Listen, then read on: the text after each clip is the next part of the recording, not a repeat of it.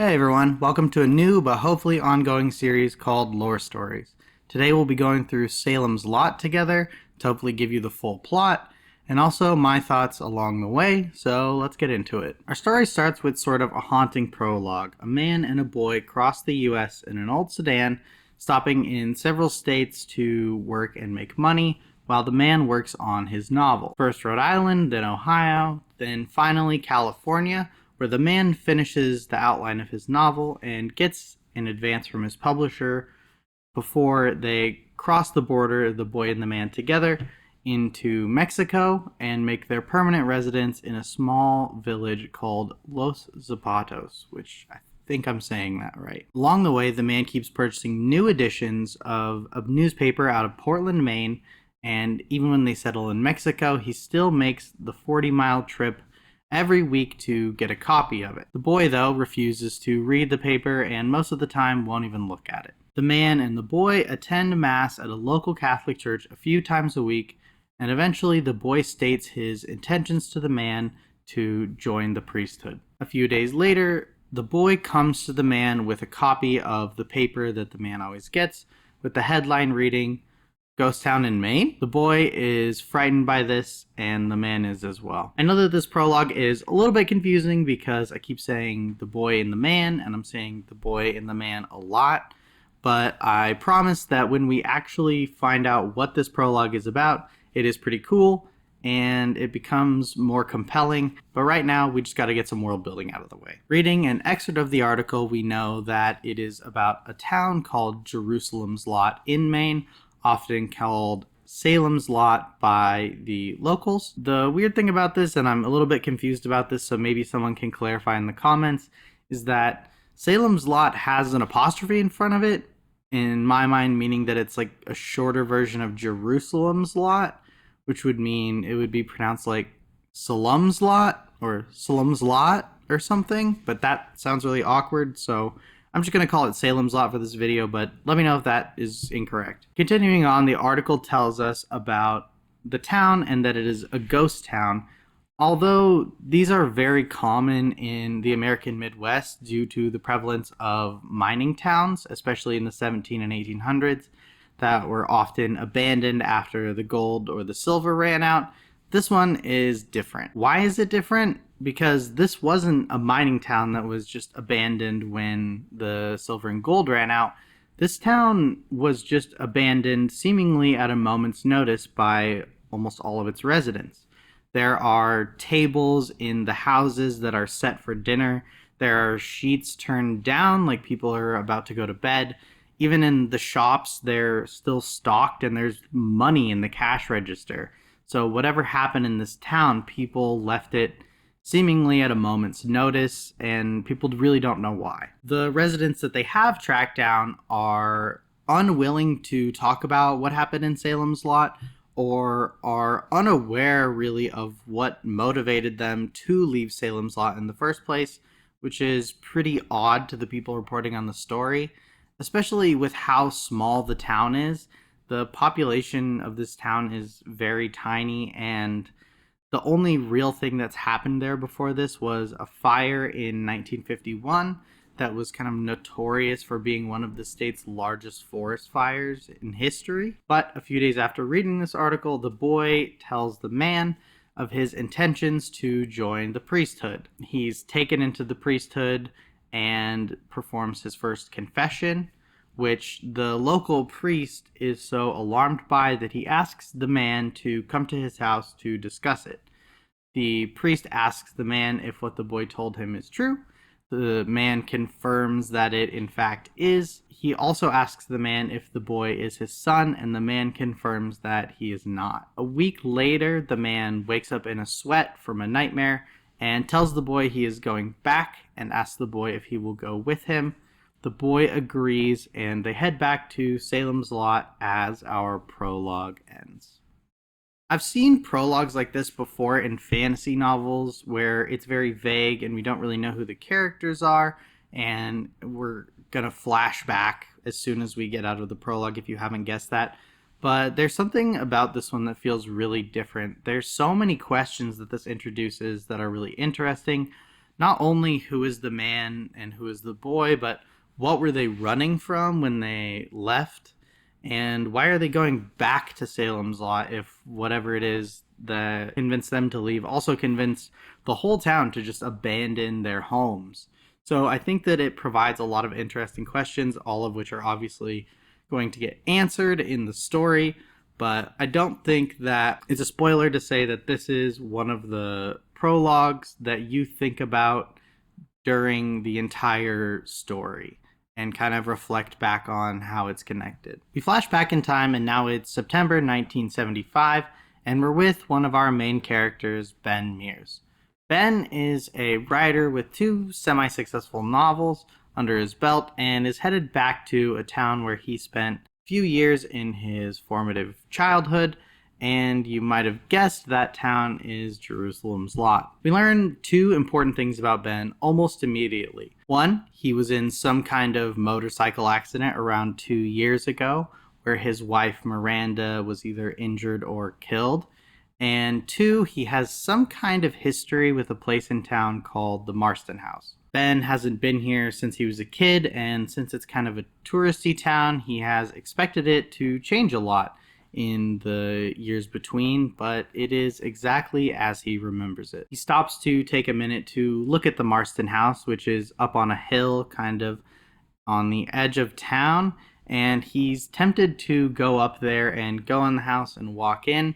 He imagines exactly what it would feel like to go in there, and even seems to know exactly how many steps there are between the first floor and the second floor, which kind of indicates that he has been in this house previously. But the house is pretty boarded up and dilapidated, giving some kind of classic haunted house sort of vibes, which is pretty cool. He heads into town with the intention of actually renting the Marston House, but doesn't want to actually go upstairs in the house. It seems like whatever has happened to him in his childhood when he went in was maybe a little bit traumatic, and so he doesn't want to go up there.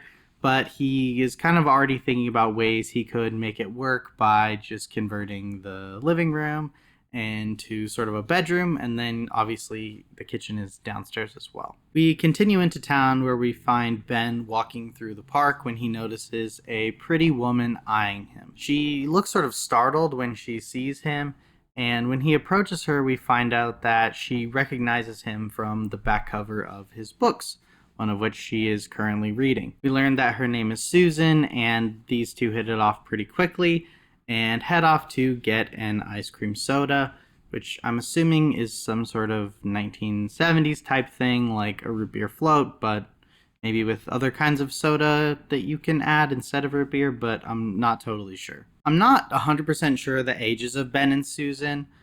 We know that Ben was alive and a kid during the fire in 1951, and this is 1975, which the difference between those is 24 years. So he must be like in his early 30s. I'm kind of guessing that Susan is quite a bit younger, although we know she's an adult, so nothing super weird going on here, but it's never really specified.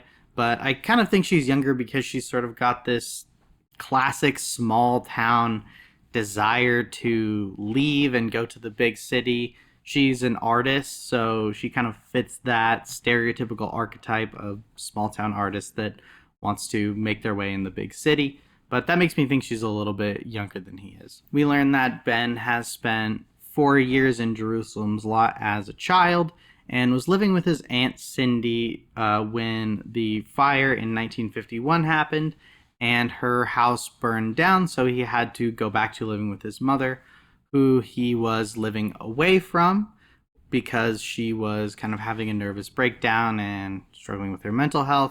It's kind of implied that she was institutionalized for some of this, but we're not really sure. But either way, they agree to go to a movie at 7:30 that night.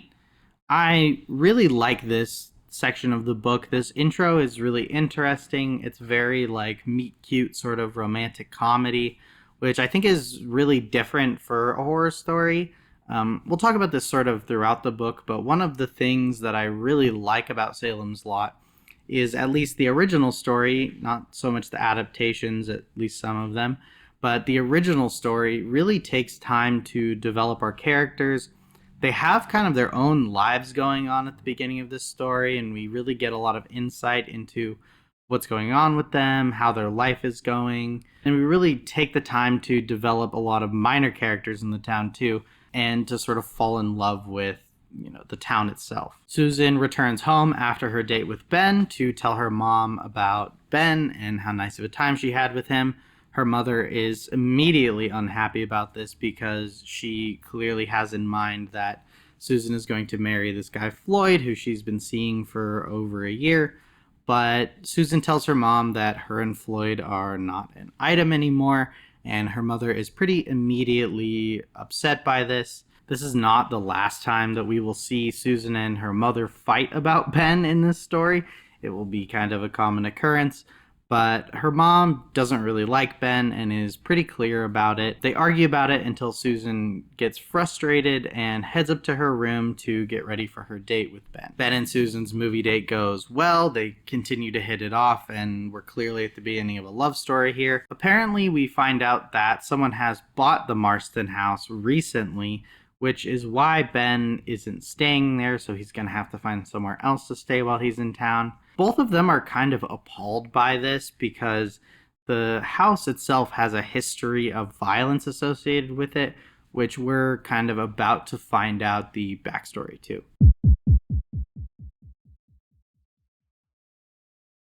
Hubert and Bertie Marston retired to Salem's Lot following his career as the president of a large trucking company. It was rumored that this trucking company's largest moneymaker was smuggling liquor during Prohibition, since this all happened in the 1920s. Marston and his wife lived in the house for 10 years, being mostly shut-ins, really only coming out once a week to get their groceries in town. One morning in 1939, the mailman noticed that 5 days of magazine subscriptions had piled up on their doorstep, so worried that something was wrong, he went around the back to investigate what was going on and to make sure that they were okay. What he found inside was a scene straight out of a horror movie. Bertie, Hubert's wife, is sprawled in a corner in the kitchen with half her head taken off by a close-range rifle shot, and her body is already starting to decay. He goes straight back to town to get the police, and when they come back, they find not only Bertie's dead body in the kitchen,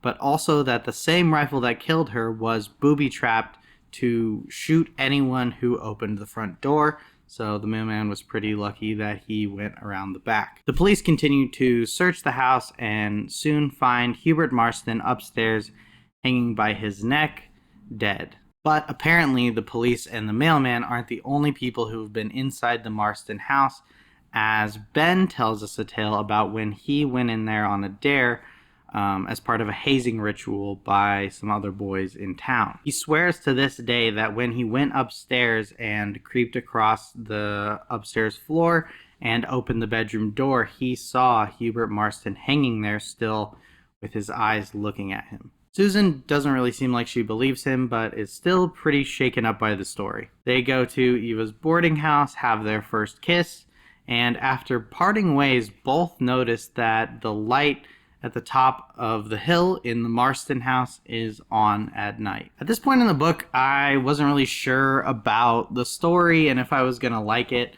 The Marston story was kind of interesting, and I liked that they sort of included like this backstory about him sort of running liquor during Prohibition, but the whole like he killed his wife and then himself thing feels a little bit generic at this point. Maybe it was a little bit more innovative when this book came out in 1975, but I kind of was a little worried this was going to be sort of a generic haunted house, like ghost type setup. But to be fair to the story, I had no idea what the story was about or what any of the horror elements in it actually were. I really didn't know anything about Salem's Lot before I read it. And so I was, like I said, kind of assuming we were going to get like a haunted house type thing. While we have our main characters in the lot, two of whom we've already met, Ben and Susan, the town itself is often treated as a character.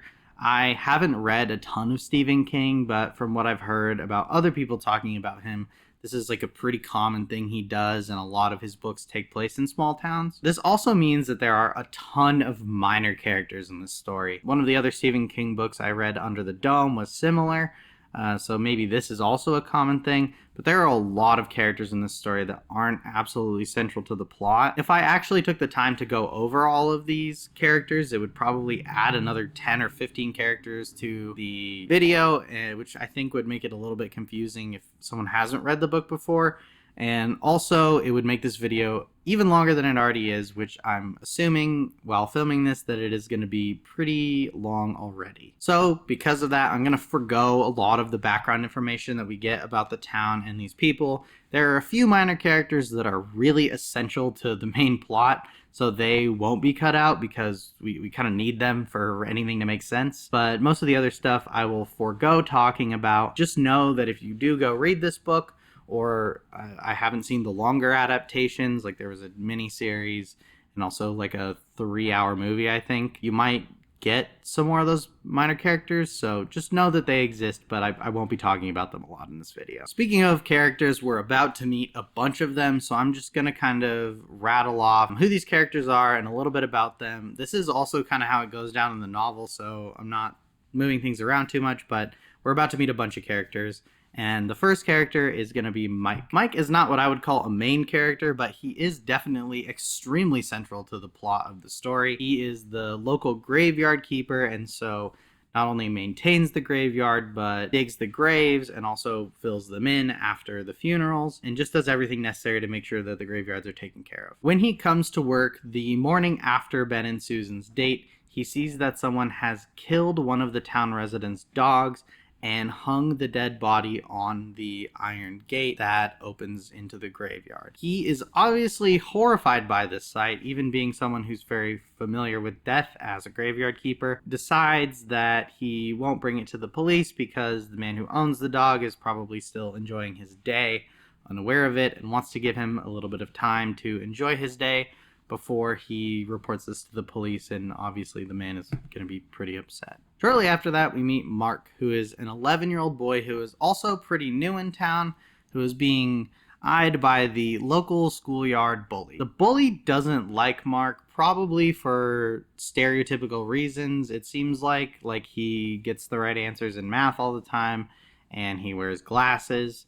So nothing groundbreaking there. But when the bully goes over to intimidate him, Mark does kind of not what the bully expected and starts to insult the bully back. They get into a physical altercation where Mark actually comes out on top, sort of using his smarts and his agility, being a lot smaller than the bully, to sort of like overpower him and end up sort of putting the bully in his place. The schoolyard brawl itself isn't super important, but what it does really highlight for us very early is that Mark is not sort of your normal boy around his age. He is very mature and pretty smart and pays attention to a lot of things that even a lot of the other adults in the town miss. Next, we've got Larry. I really hope these pictures are helping you guys keep track of these characters, because I know there's a ton of them right off the bat, but we're almost done.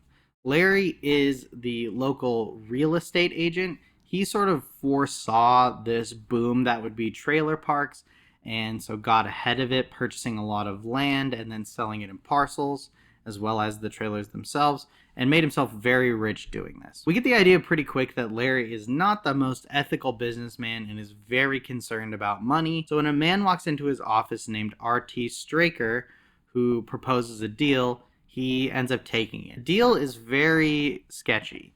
It is that Straker will buy both the Marston house and this boarded up old shop in town for $1. But instead of money, what Straker will do is sign over a deed for this land that is being eyed by a property development company that wants to build a mall there. So as you can imagine, that land is worth a lot of money. They say in the story that even undeveloped, the land is worth $4 million. If we convert that to 2025 money, is around $24 million. Larry's pretty sketched out by Straker pretty much immediately, but cares too much about the money, so ends up taking the deal.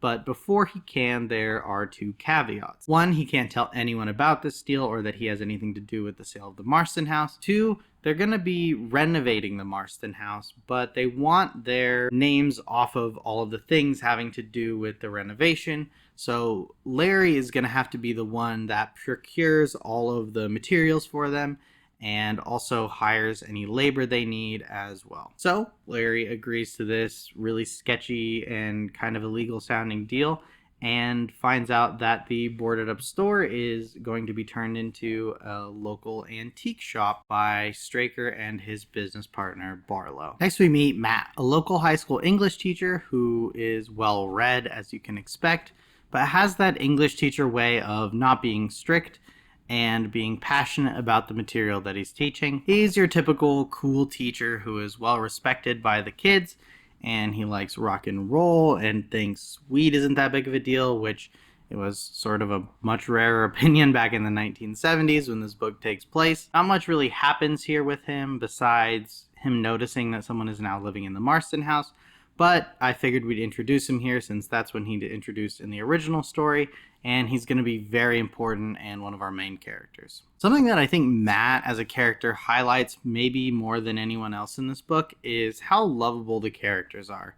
I personally don't really get attached to characters in stories really ever, unless it's a super long series and we spend a ton of time with them. And this book really isn't an exception to that for me, but what it does do that I think is really unique and shows that these characters are fleshed out and built really well is a lot of these characters remind me of people that I know or friends that I have, and I find myself thinking throughout reading the story that these are people that I could actually hang out with and would be friends with.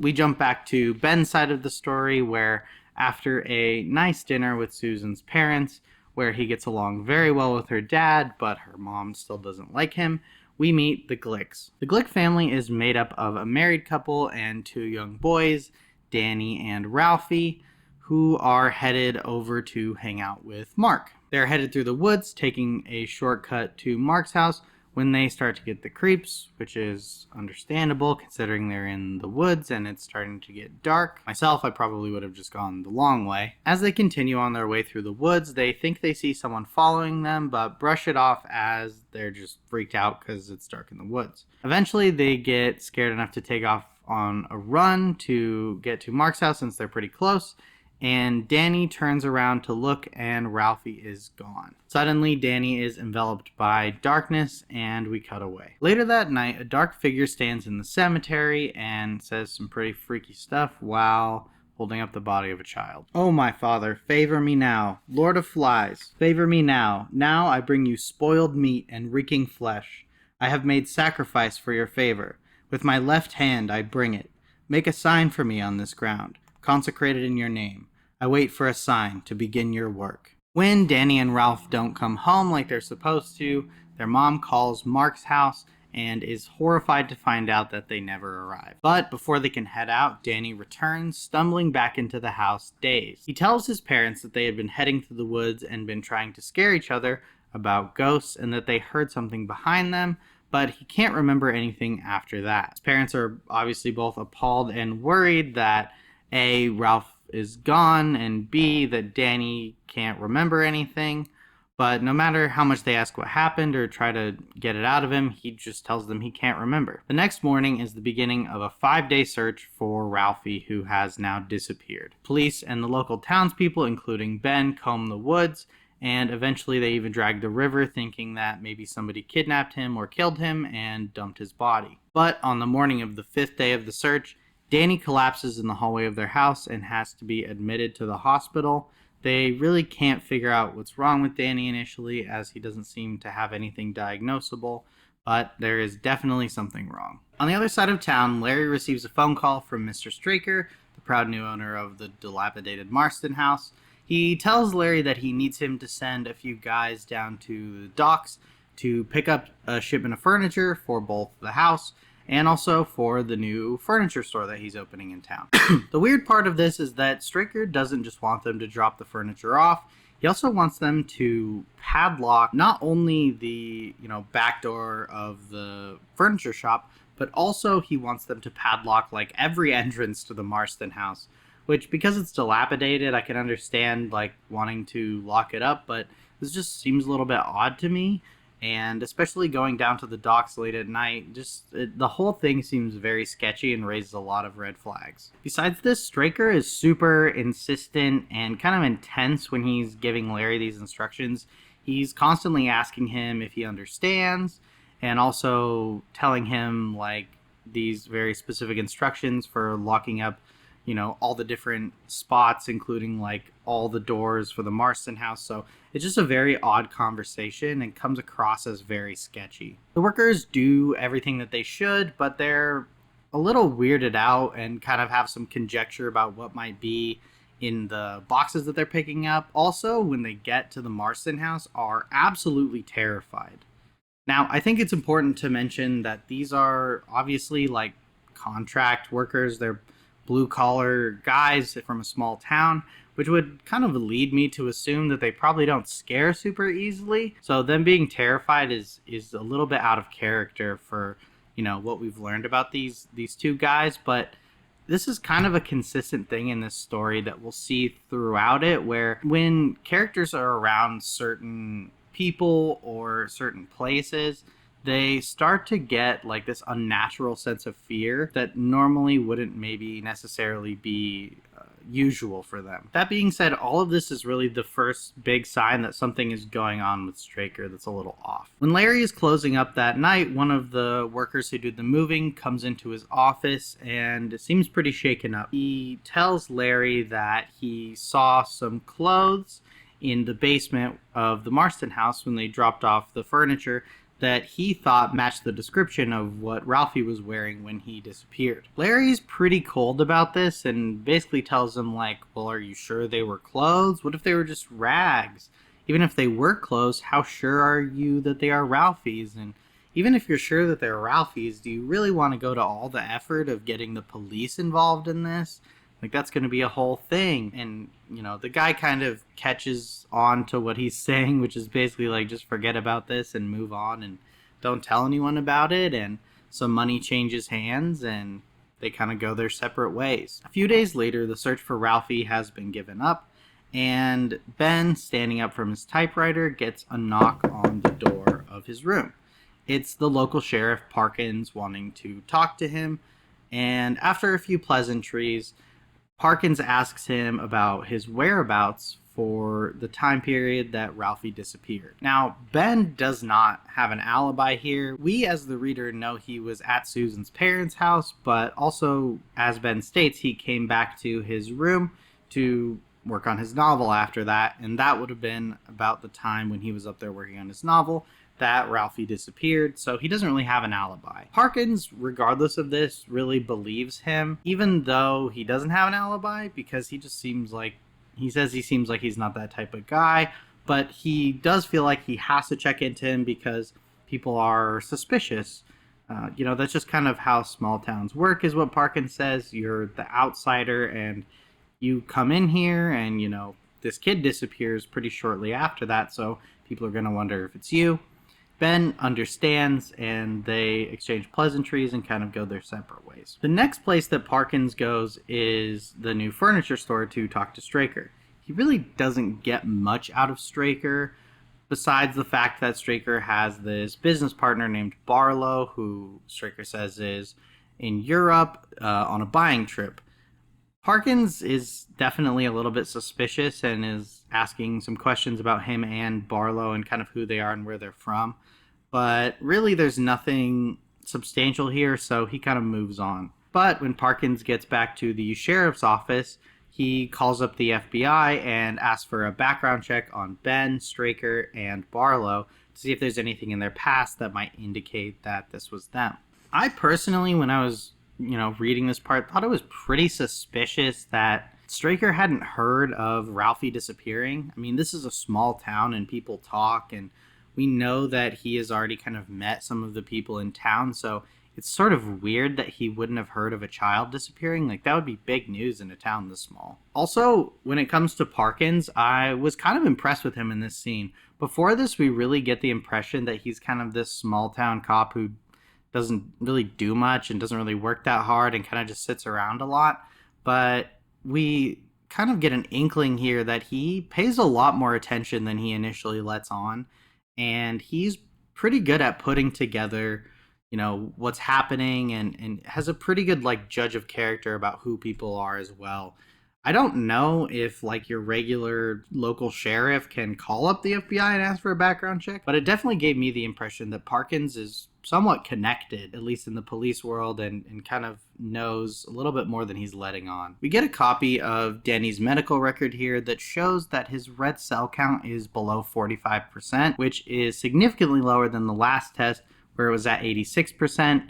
Somehow Danny is losing blood even though he doesn't really have any underlying conditions that would cause it. And at 1 a.m, that kind of same night after Ben and Parkins chat and Parkins talks to Straker, the nurse comes in to give Danny his meds and finds him dead on the floor. The next day, Ben is at Susan's house having dinner with her parents again, and someone mentions that Danny passed away. They do spend some time here talking about how horrible it is that both of these people have lost their children in such a short span of time, but the conversation sort of moves on as it naturally would in this kind of situation. After dinner, Ben and Susan go on a walk in the park where they sleep together for the first time. Again, this is just really showing us like how quickly they are falling for each other and how serious they are about their relationship. Following that, they start to talk about Ben's book, which now that him and Susan are closer, he's a little bit more willing to talk about the contents of. We find out that, unsurprisingly, his book is about the Marston house, or at least inspired by it. On top of that, Ben drops some serious lore on here about Hubert Marston, and we get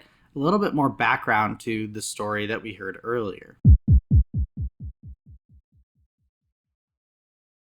Specifically, we learned that this trucking company that everyone thought that Hubert Marston ran was actually a front, and he worked for the mob. Not only did he work for the mob, but he was actually a mob hitman who would go out and kill basically whoever they told him to. At some point, we know that he killed an 11-year-old child, but it was not for a contract, which kind of leads us to believe that Hubert Marston was a serial killer, even like outside of what he did for the mob, or that there was some other reason why he might have killed this child, maybe like devil worship or something. But this murder of the child is ultimately what got him let go from the mob after he got a little bit too much heat from the police. So because of this, him and his wife Birdie ended up moving to a quiet, small town and buying a house in Salem's Lot. You would think that after he moved to a small town where murders would be more conspicuous than in a big city, he would have stopped murdering, but Ben actually theorizes that he continued this after he moved to Salem's Lot as well. There were 4 children who disappeared during the 11 years that the Marstons lived in Salem's Lot.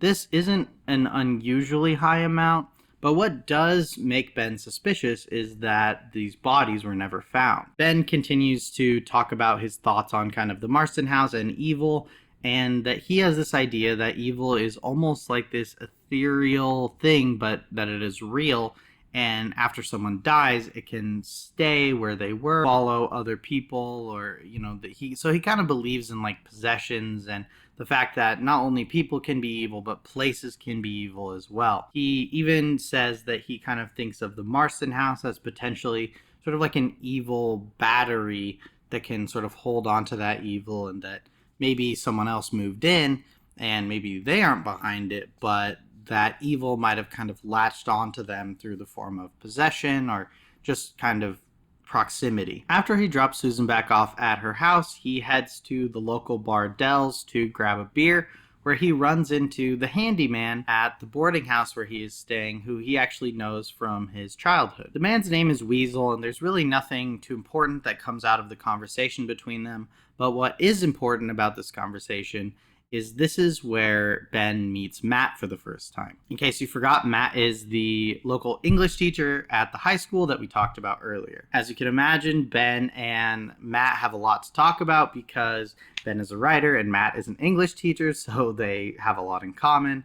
and they get along really well, and they are really fast friends. Matt kind of finishes up the conversation by asking Ben if he will come speak for one of his English classes, and Ben agrees to do so. The rest of the conversation is cut short because Weasel has passed out in the bathroom of the bar drunk, and Matt and Ben help him get into Ben's car, where Ben drives him home and puts him to bed. The next day is the funeral for Danny Glick. This is one of the most devastating scenes in the novel. I think it is really what highlights why it's so important to take the time in a horror story to actually build this characterization and increase the amount of emotional attachment we have to the characters in the story, instead of just getting right on with sort of the horror aspect. Danny's father is absolutely stricken by grief.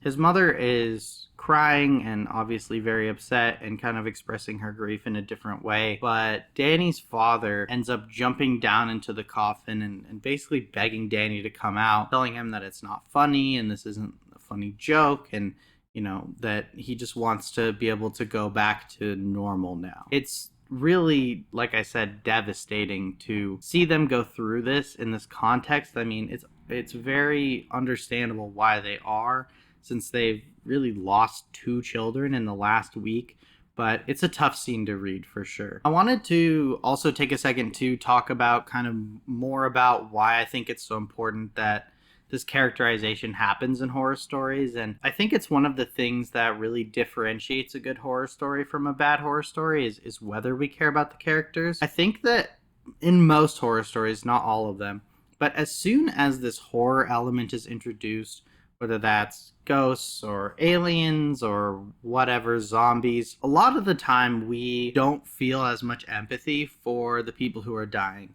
Because as soon as there's this unreal thing like a monster or a zombie or whatever, we disconnect what we're experiencing from like any sort of reality that it was connected to. We know zombies aren't real, hopefully.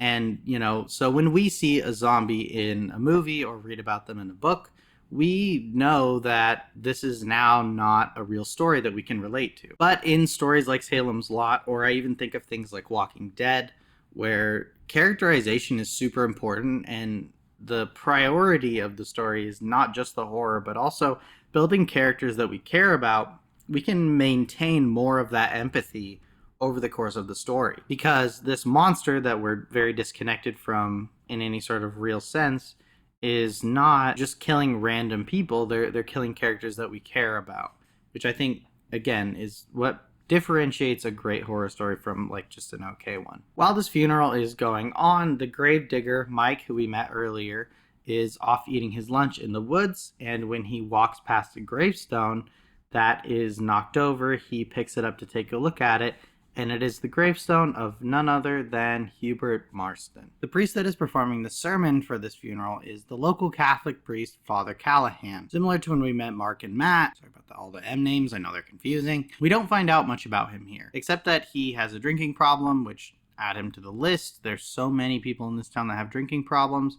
but he will also be a very crucial character as we continue through the story. Following the funeral, Mike, the gravekeeper, is headed back to Danny's grave to fill it in. He expected someone else to help him come fill the grave. By happenstance, that is one of the men who also helped move a bunch of Straker's furniture into Straker's house, but the man doesn't show up, so since it's starting to get dark, Mike starts to fill in the hole by himself. But similar to those movers, he's quickly getting uneasy. This, I would imagine, isn't usual for Mike, and even in his kind of internal dialogue that we get, he's kind of chiding himself for even being scared. I mean, he's a graveyard keeper. Like, he should be used to being in graveyards and not get freaked out by the idea that there's all these dead bodies around him. But again, this is another one of those situations where he is getting freaked out in a situation where he normally wouldn't. But something is up with Mike, and we can quickly tell that. He starts feeling compelled to open Danny's coffin and keeps imagining that he can see Danny's eyes looking at him through it. And eventually, after enough time, this compulsion to do this overtakes him, and he opens the coffin to see Danny staring at him, before we cut away. That same night, the local sheriff Parkins gets a call back from the FBI with the information he requested about Ben, Straker, and Barlow. Ben's record is extremely clean, just the accident that we heard about earlier at the beginning of the book when we first met him, and then also some arrests for peacefully protesting, which this is the 70s, so that's not really anything to worry about. It's pretty common. Straker and Barlow, on the other hand, they have almost no information about. This isn't really too shocking considering that they are people who have immigrated from Europe, and with Barlow being from like Austria, I think, or Germany, and Straker being from the UK. This is 1975. I wouldn't imagine that the FBI would have that much information about immigrating citizens who were there on like a work visa or whatever. So that's not that surprising, but it is a little bit weird how little information they have, or maybe just convenient. The next day, Ben speaks at Matt's English class, and afterwards the two head over to Matt's house to have dinner together. They continue to get along well and talk about Ben's book, but quickly move to talking about their suspicion of Straker and Barlow, especially since no one has seen Barlow in the entire time that the two have, owned a house here and now owned a store here. Both of them are suspicious of the pair in relation to Danny's death and Ralphie's disappearance. Matt mentions that he talked to his doctor, Jimmy, who again is going to be an extremely important character in this. I know I keep doing this, but this is the way the characters are introduced in the book, so I'm just trying to stay true to the story. Jimmy, his doctor,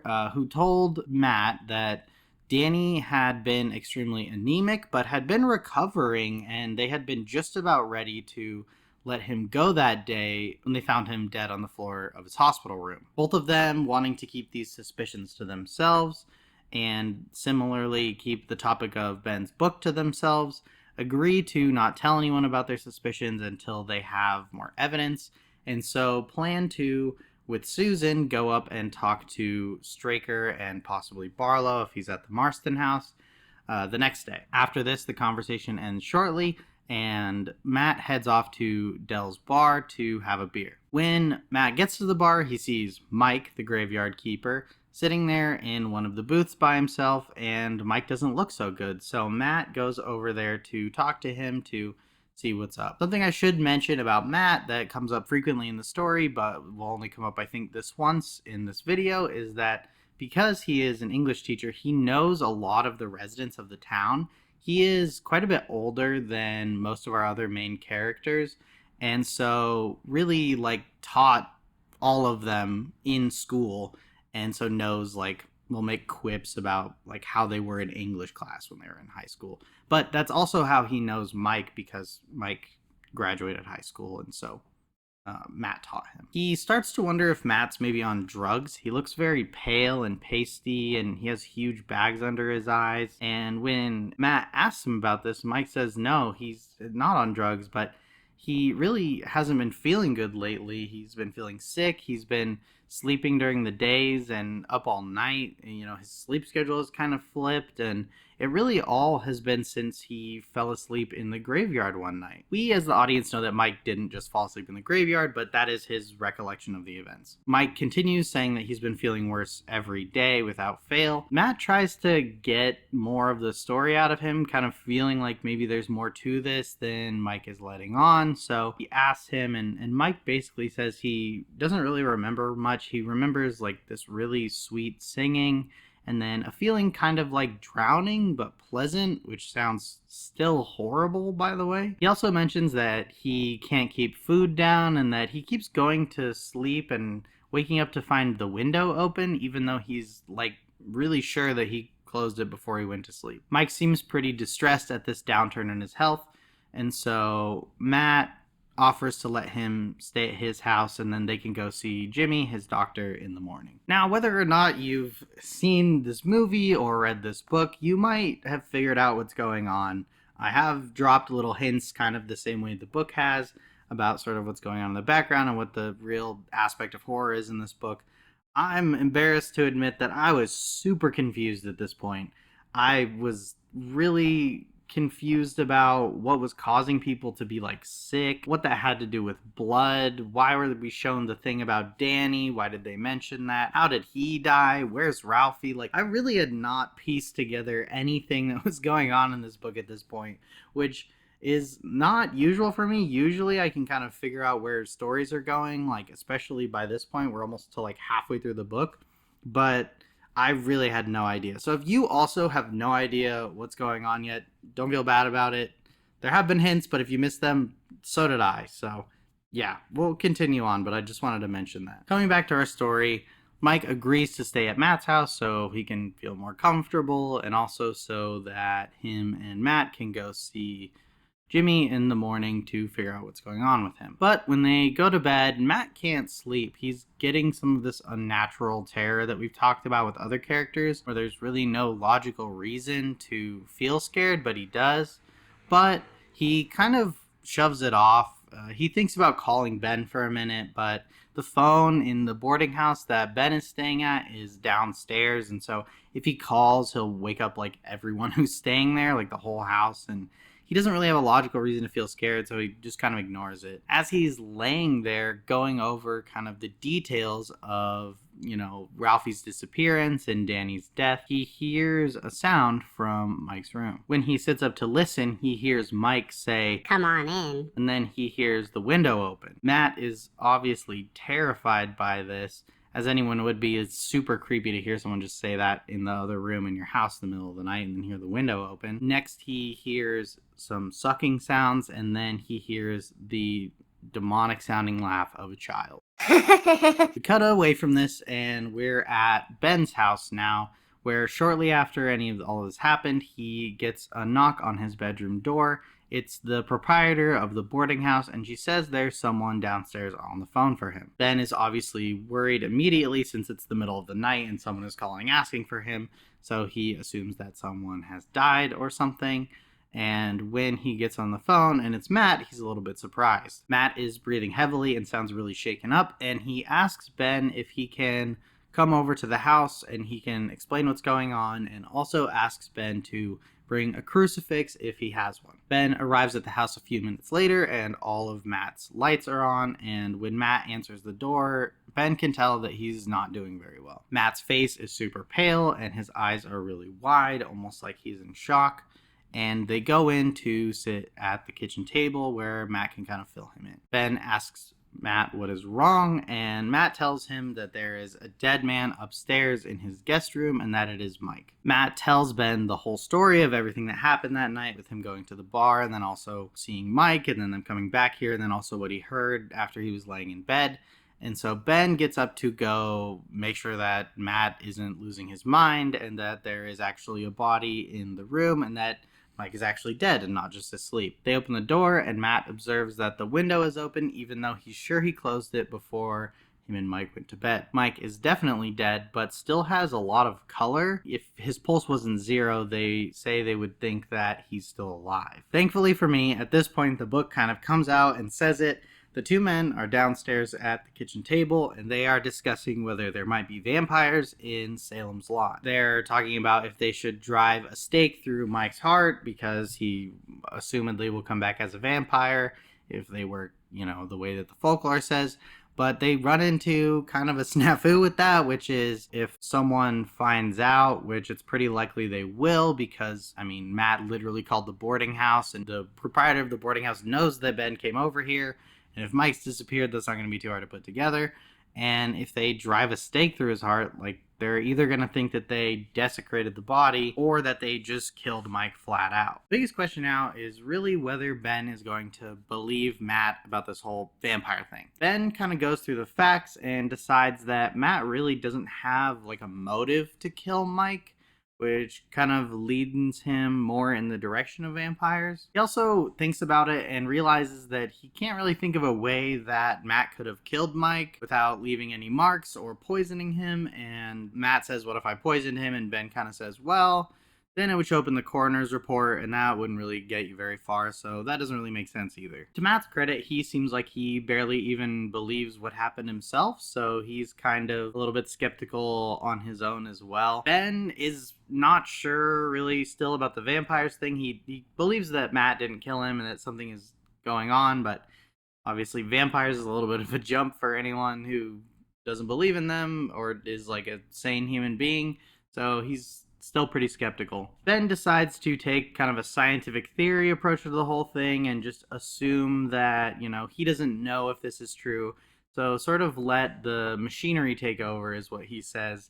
And so they call Jimmy, the doctor, and then also the police to report Mike's death. Their plan is basically that if the medical examiner comes back and says, hey, his cause of death is unknown, or it's like a weird thing, then they will go to Mike's grave and see if he basically pops out of the ground. I think it is fair to point out here Ben's earlier comments about evil and thinking that the Marston house is like a battery for it. And I think it kind of contextualizes maybe why Ben is more likely to believe Matt than your average person. He already has kind of this belief in the supernatural and sort of evil in some sort of ethereal way. So that kind of leads me to believe that maybe Ben would be more likely to believe him than your average person. Parkins and Jimmy show up to confirm that Mike is dead. Nobody's really surprised. Jimmy meets Ben for the first time, which, they will be an important duo, just like all the other main characters in this story. And everyone's a little bit weirded out by Mike's body because his skin looks so vibrant that they kind of all agree that if he didn't have no pulse, they would think he's alive just by looking at him. So Jimmy finishes his examination and they cart Mike's body off to a funeral home. Parkins, Ben, and Matt also kind of take a minute to talk here about everything that's been going on in the town, all agreeing that there's definitely something weird going on. And after Parkins leaves, Matt and Ben agree that it's more important than ever now that they go forward with their plan to go up to the Marston house to kind of investigate and see if there's anything going on up there. But after going to sleep and sleeping away most of the afternoon after such an eventful day, Ben wakes up, goes out to his car to go talk to Susan about going to them with the Marston house, and he doesn't notice that there's actually someone else already in his car. Now, you might be thinking that this is definitely like Straker or Barlow, who we haven't seen, but it's actually Floyd, Susan's ex-boyfriend, lover person, and Floyd just beats the absolute shit out of Ben.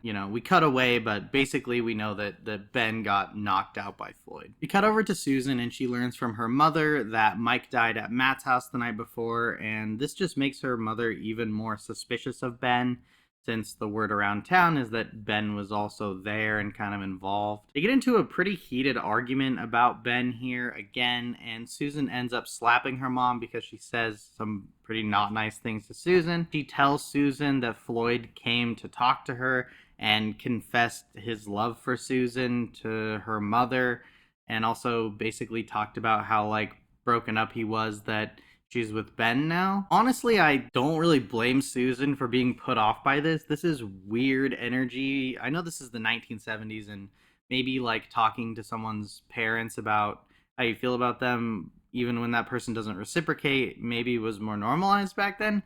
But it still seems like super weird energy to go to a girl who has basically dumped you's mom and just cry and talk about how much you love her to try to get the girl back. Like, that seems really weird. So I don't really blame Susan for being off put by this. Following this, Susan goes to her room after telling her mom she's gonna move out. She's kind of already like packing up, and she says this was a long time coming, but she's not in her room for very long before her mom calls upstairs, letting her know that there is a call for her. Susan's mom ends up telling her that Ben and Floyd got into a fist fight, and Floyd hit Ben against Ben's car, and he was knocked unconscious and is now in the hospital. She heads down to the hospital to see him, and they basically tell her they don't know if he's going to be okay yet. She goes in there to talk to him, and he's kind of semi-conscious, and he tells her that she needs to go see Matt and to tell him that Ben told him to tell her everything. So Susan heads over to Matt's house. And even though he's hesitant at first, Matt ends up telling her everything that has happened, like Ben asked him to. Susan doesn't really believe him, but she does agree that there's definitely something going on in town that is really weird. She also asks Matt if Ben has ever told him the story of when Ben went into the Marston house as a kid, and Matt says no, so she tells him the story that Ben told her, using it kind of like I mentioned before as evidence that Ben might be more likely to believe Matt because he already kind of has like trauma around the Marston house and had bad experiences there as a kid. In the middle of their conversation, Matt suddenly tells Susan to be quiet because he heard something. They sit there listening quietly, and Matt tells her that he hears someone walking around upstairs. She thinks he's imagining things, but he's very certain that he heard someone walking around. He asks her to continue talking like they're both there, while he goes upstairs to investigate what's going on. As Matt walks up the stairs slowly and quietly, he starts to think about the only time he had ever been this scared. And that was when he was a kid and he would have to walk home from his friend's house alone past this old abandoned church at night, and how he would think about like how there were ghouls in the church, and how there might be things besides people in the church. A thing that is definitely a theme in this story is kind of this idea of childhood fear come to life. There's a couple of passages where they really talk about like how this reminds them of like being scared of the monster under the bed or the thing in the closet, and there are even several times where the vampires, when the characters see them, are compared to childhood fear or like demon that they would see out of the corner of their eye or something. So definitely like I think for every main character is a moment where they kind of reflect on their childhood and think about how this reminds them of like a moment in their childhood where they were really terrified. When Matt reaches the top of the stairs, he heads over to the guest bedroom with the crucifix held tight in his hand. And when he pushes the door open, he sees Mike lying on the bed, and Mike opens his eyes. Mike tries to get him to look into his eyes so that he can kind of have that compulsion thing where he sort of can get him to do stuff. But since Matt has been reading about vampires, he very adamantly avoids eye contact with Mike. Instead, Matt holds up the crucifix and Mike hisses, his arms going up as if to like ward off a blow. Matt tells him that he revokes his invitation into his house, which Matt had realized earlier that if Mike did come back, he had already invited him into his home, which is like a classic vampire lore thing. They need to be invited in before they can like cross thresholds. So combining both the cross and Matt revoking his invitation, Mike screams in pain and kind of half jumps, half falls out of the second story window out into the yard. Matt runs over to investigate to see, if he's dead or if he just got out, and Mike is just completely gone. He turns around to run back downstairs to make sure Susan's okay, but has a very sharp stabbing pain in his chest suddenly and is incapacitated laying on the ground. He calls to Susan, letting her know to call his doctor, and he kind of passes out. Susan calls an ambulance and calls Jimmy, and Jimmy tells her to put a blanket over Matt just to keep him warm, I guess. But she goes up there to do this and also to check on Matt to make sure he's like alive, and she finds a ring with the initials MCR. At this point in the book, I've just been calling him Mike, but we do know that his full name is Mike Corey Ryerson. So Susan very quickly puts together that Mike must have been here because this is like his class ring, and that's what MCR stands for, which really lends a lot of credence to her believing in the vampires, because why would Mike's ring be on the floor still after they took his body away unless he came back? I also wanted to say here, I think that this whole heart attack thing with Matt could definitely come across as really cheesy or like really contrived, just happening for the plot. But I think it's actually really well written, and I think that this is part of the reason why King decided to make Matt a little bit older, quite a bit older, like 20 or 30 years, than the rest of the other characters that are kind of in our main cast. I really like this kind of twist that he, is so shocked by seeing Mike that it kind of triggers a heart attack. I will say, though, it does feel a little bit convenient to me for the plot that, Ben just got basically beaten up a few hours ago, and then all of a sudden Mike is in the hospital too. So the story has kind of put them together in the hospital, very close together, in a way that I feel is a little bit unlikely, but with everything kind of going on in the town, I also don't think it's really that far-fetched. Back at the hospital the next morning, Susan walks in to see Ben and tells him that Matt is also in the hospital because of his heart attack. They talk about what Ben believes, and he convinces her to give this whole vampire idea a chance, saying basically that if it is true and she just dismisses it outright without giving it a chance, then it could be the downfall of, them and the town as well. He also tells her that when Floyd assaulted him, Floyd had been wearing an overcoat, a hat, sunglasses, and also rubber gloves in the daytime, which is a little bit odd.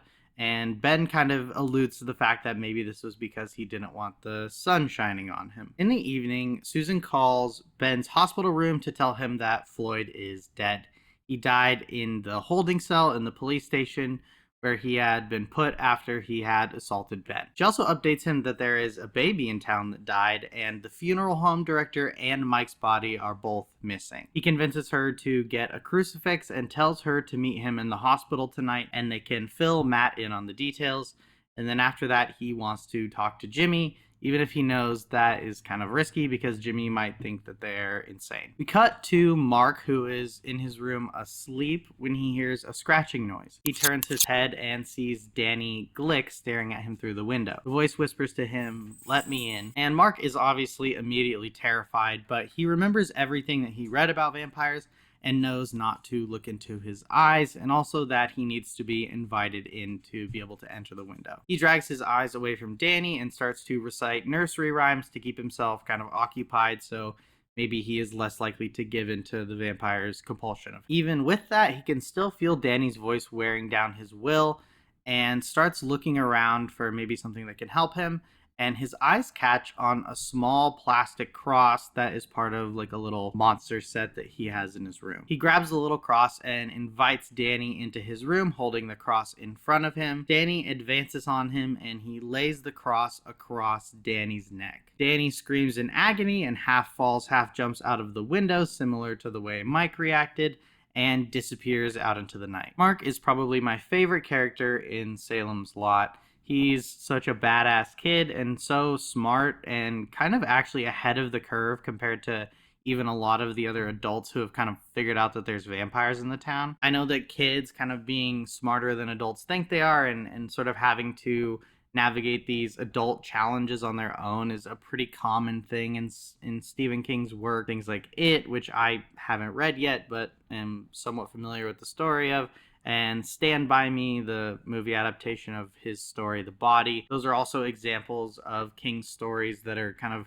coming of age horror stories as well. That morning, Ben wakes up to the phone ringing. He answers it, and it's Susan's voice on the other end telling him to head to Matt's room when he's ready. Matt has stabilized at this point, and they agree that Ben and Susan should talk to Jimmy and fill him in on everything that's happened. If he takes things well, then they can kind of send him Matt's way to kind of discuss like how he can help. Matt fills Ben in on what happened at his house after Ben was admitted to the hospital and about Mike coming back as a vampire and how they found his ring. Susan is still pretty skeptical about the idea of vampires being real, but they kind of power on because they all sort of agree again that something weird is going on in the town. So it doesn't really matter what it is. Like, they kind of have to investigate it regardless so that they can help the town and hopefully figure out who's killing kids and now adults as well. They agree that while Matt is going to be laid up in the hospital still, it will be his job to do research on vampires and see if he can find things that will help them.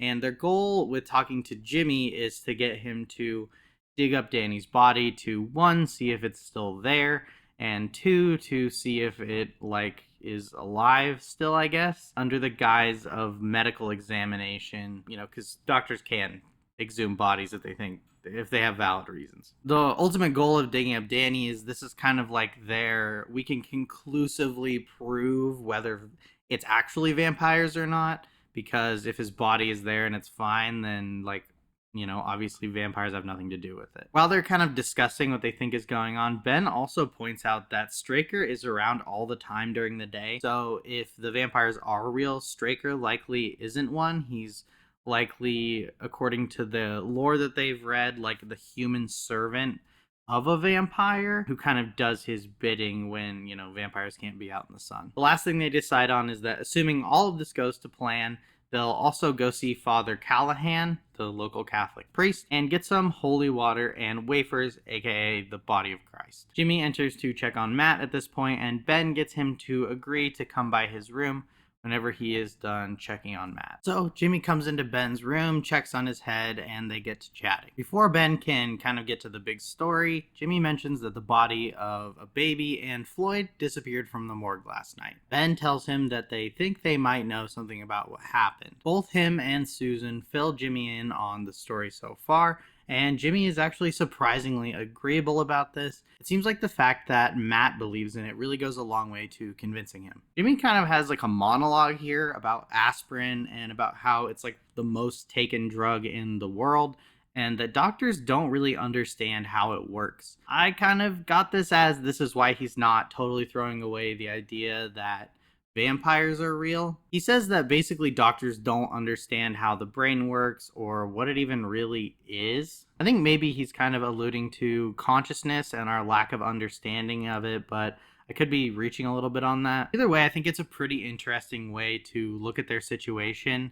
There are a lot of things in the world that we don't really understand, and if you look at vampires or vampirism in general as just another like a disease or something, then I think that the concept of it becomes a little bit more believable, at least in the situation that they're in the story.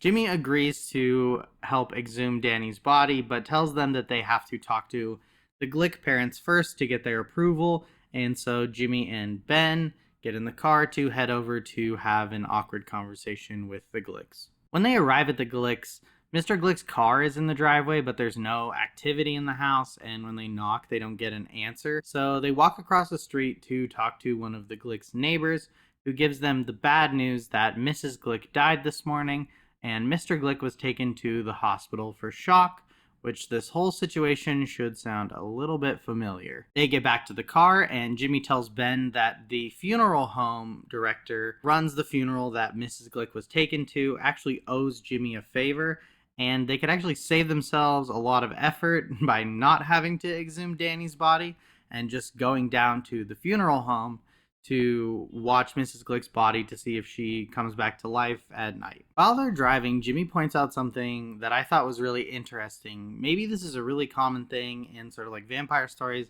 but I was unaware of it.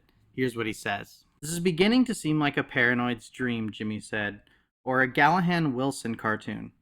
The scariest part of this whole thing from an academic point of view is the relative ease with which a vampire colony could be founded. Always if you grant the first one. It's a bedroom town for Portland and Lewiston and Gates Falls mostly. There is no in-town industry where a rise in absenteeism would be noticed. The schools are 3-town consolidated, and if the absence list starts to get a little longer, who notices? A lot of people go to church over in Cumberland, a lot more don't go at all, and TV has pretty well put the kibosh on the old neighborhood get-togethers, except for the duffers who hang around Milt's store.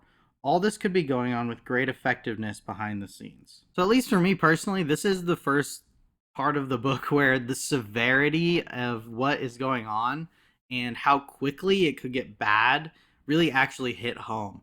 I hadn't really thought about the fact that even though this is a small town and these people know each other a lot, they probably don't see each other every day. I kind of put myself in their situation and thought about if all of my neighbors were vampires, I probably wouldn't notice.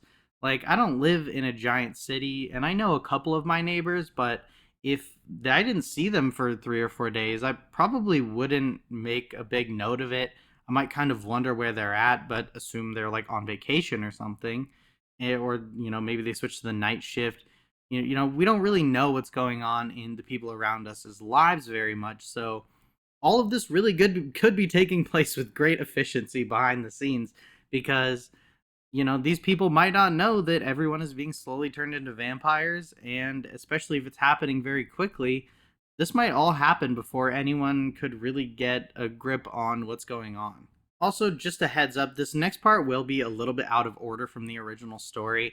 It cuts back and forth a lot between like a couple of different sets of characters, and it's all chronologically happening at the same time. So there's really no reason for me to do that because it's really cool in the book, but it would be really confusing with the way this video is structured if I was cutting back and forth like every couple of paragraphs. So I'm just going to do one story at a time here, but just know that if you read the book, this cuts back and forth a lot, and, this stuff is all happening at the same time. So no change to really the way the plot goes down. Ben and Jimmy have arrived now at the funeral home to watch over Mrs. Glick's body as night comes. They greet the director of the funeral home, and after some catching up, he agrees to let them stay to watch over her body.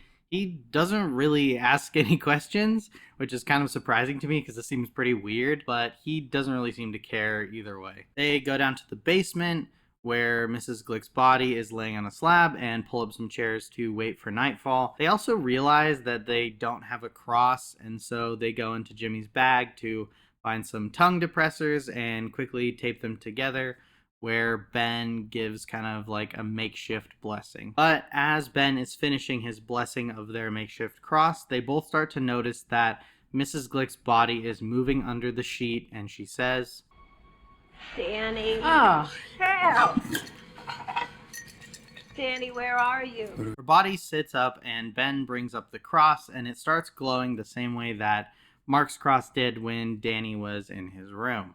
Mrs. Glick, now fully resurrected, starts to come for Ben, who is holding the cross in front of him and advancing toward her. Jimmy is sort of circling around the back to try to restrain her, and he grabs her neck, but she's a vampire, so she's super strong, and just ends up throwing him against the wall and jumping on him and starts trying to bite him. Ben manages to get her off Jimmy with the cross that he's using, and Mrs. Glick screams as she turns into mist right in front of them after Ben kind of stabs her with the cross. Now, Jimmy is immediately freaking out, which I think is understandable. He just got bit by a vampire. Tells Ben to quickly grab his bag, where he takes a whole bottle of disinfectant and pours it on his bite wound. He also pulls a syringe and an ampule out of his bag and fills the needle from the ampule, handing the needle to Ben and asking him to give him a shot in the armpit. Apparently, this is a rabies shot, I think is what they say in the book. I don't really know how that would help here. I guess it's sort of related, but either way, it works, and they hold the cross up to Jimmy now, seeing if it reacts the same way it did when there were vampires around, and it does not glow, suggesting that whatever Jimmy did worked. They bandage up Jimmy's neck where the bite is, and then Jimmy tells Ben to hold still for a second before punching him in the face. He quickly explains that they're going to have a story because they were here, her body has disappeared, and Jimmy is hurt, so they might as well get in front of this. So the two develop a story and call the sheriff to get, as Ben said earlier, all the machinery involved. I also wanted to say here that I think that I'm glad that King is really addressing this, because I don't think it's something that I would have normally thought of during the reading of the book, or even honestly watching the movie. But if you had to deal with vampires in a real life scenario, it would be very difficult to not end up in prison, because you would be basically killing people in the eyes of the law, and your defense would be, well, they were vampires. That's probably not going to fly in court, and the cops definitely aren't going to believe you. So I do think it's interesting that King kind of delves into this a little bit about sort of the realities of dealing with a situation like this if it were real. The story that they give the sheriff is that Jimmy was there to inspect the body for a disease called encephalitis. Encephalitis, just as a quick side note, is inflammation of the brain, which can be caused by like bacteria or viral infections. So pretty freaky thing. Not contagious, so I'm not sure why they would be there looking for it. But I would hazard a guess that this sheriff probably doesn't know what it is either, since I also had to Google it. Continuing on with their story, after they explain why they're there, including Ben kind of having to make something up that he's researching encephalitis for his novel or something, they tell the sheriff that someone broke in and punched Ben before getting in a more serious altercation with Jimmy, where the guy bit Jimmy, and then they kind of both got incapacitated, and he took the body. The sheriff doesn't really believe them for 1 second. He thinks this story is total BS, which he's right, and it just sounds crazy, so I don't blame him. But he doesn't really have anything to hold them on either. There's no real evidence that they did anything. Just like kind of what happened when they were talking to Jimmy about the vampires, and he sort of partially believed them because Matt believes it. The sheriff is aware of Jimmy, and he's pretty respected in the community, and so he kind of lets them off the hook. While Ben and Jimmy are off figuring out if vampires are real, Susan decides that they are going about this all the wrong way and decides to head up to the Marston house to figure out for herself what is going on. She drives up to a pasture adjacent to the Marston house, grabs a picket from a fence out of the ground as a makeshift stake, and starts walking through the woods up to the Marston house. She sees Straker drive away and assumes that he's going into town to get groceries or for some reason, and so starts to creep her way closer to the house when someone sneaks up behind her and puts their hand on her shoulder. Now, I have issues with this. Susan has been shown to be pretty level-headed and smart throughout the entire story, from my perspective at least. She hasn't really indicated to me that she is like hot-headed or like someone who would just change their mind at the last second or do something illogical, but this decision is completely illogical. Even if she doesn't believe they are vampires, they could just be like devil worshippers, which like this is pre-satanic panic, but like not that far. Or they could just be serial killers or murderers, or going to their giant mansion that's secluded from the town, where when you think they've killed children is like maybe not a good idea, regardless of whether they're vampires or not. So I really don't like this. It feels very contrived to me. It doesn't really make sense that she would make the decision to go up there, especially by herself. And especially when her and Matt and Ben had already talked about possibly going up there to confront them. But she just kind of gets bored, I guess, and decides to go do it by herself. I don't really get the justification behind this. Thankfully, the person with their hand on her shoulder is just Mark. And he is playing hooky because after Danny came to visit him at night, he came to the same conclusion that Straker and Barlow. Barlow's a vampire and Straker is like his henchman. There's an actual word for that, like acolyte or something. I don't remember what the actual term for it is. He came to the same conclusion, and so he is also here to kind of investigate to verify that they are vampires so that he can figure out what to do about it. See, and I know what you're going to say. You're going to say, but you were mad that Susan made the decision to come up here by herself, but Mark is also making the exact same decision. So why do you think it's so crazy that Susan did it when Mark did it?